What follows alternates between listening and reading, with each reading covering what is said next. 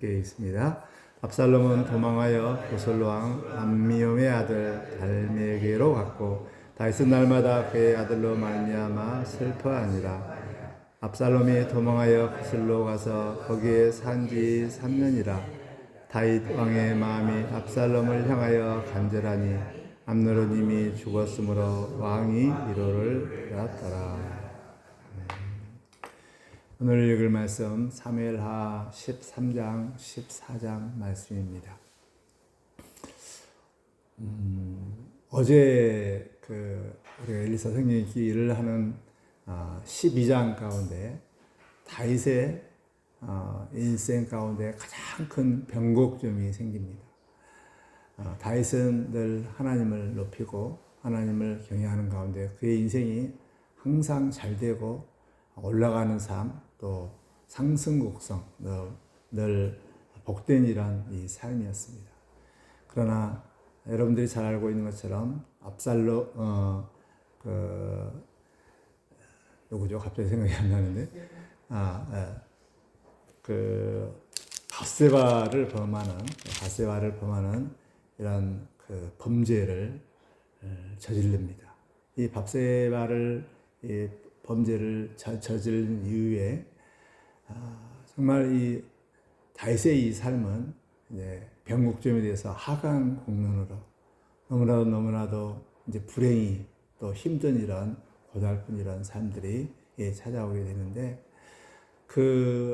정말 사무엘서에서 나오는 하나님을 존귀하게 여긴 자는 하나님께서 그를 높이고 하나님을 멸시하는 자는 하나님께 경멸하리라 이런 말씀처럼 정말 하나님을 이렇게 업신여기는 이제 이 밧세바를 범한 다음에 나단 선지자가 와가지고 다윗을 이렇게 책망하는데 어찌하여 하나님을 업신여기느냐 너를 목동에서 일으켜서 이스라엘 백성들을 세우는 이런 왕을 이렇게 세웠는데 그 세우게 한 그 하나님을 네가 어찌 업신여겼느냐 업신여겼다고 이렇게 합니다.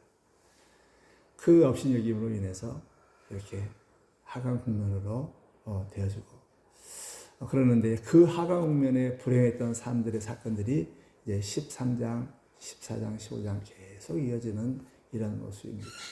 13장은 이제 다마 형제간의 이런 암논과 압살롬의 이런 인데 암논이 큰 아들이고 압살롬이 셋째거든요.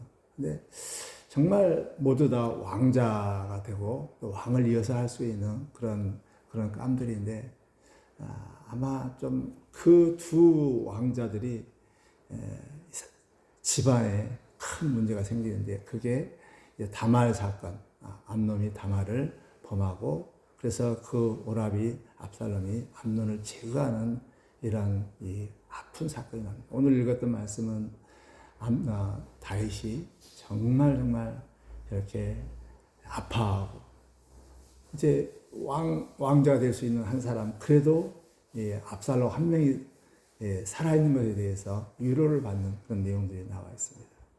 또 이게 14장은 이제 압살롬이 이렇게 데려오는 가운데 또 아들과 아버지 다윗과 이런 갈등들이 이렇게 쭉 있는데 이제 이 모든 것들이 이 말씀을 통해서 우리가 정말 다시 한번 기억해야 할 것은 죄의 무서움을 우리가 다시 한번 마음 가운데 새겼으면 좋겠습니다.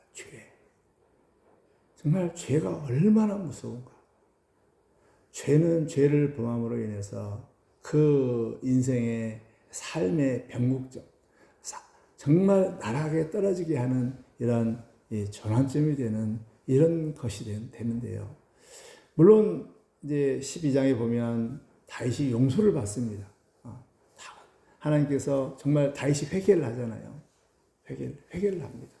내가 범죄했다 하면서 정말 회개를 하고 시편 50편 보면 정말 다윗이 얼마나 이 일로 회개했는가. 진심으로 회개했거든요. 그 회개에 따라서 하나님께서 다윗을 용서해 줍니다. 그런데 용서해 주는데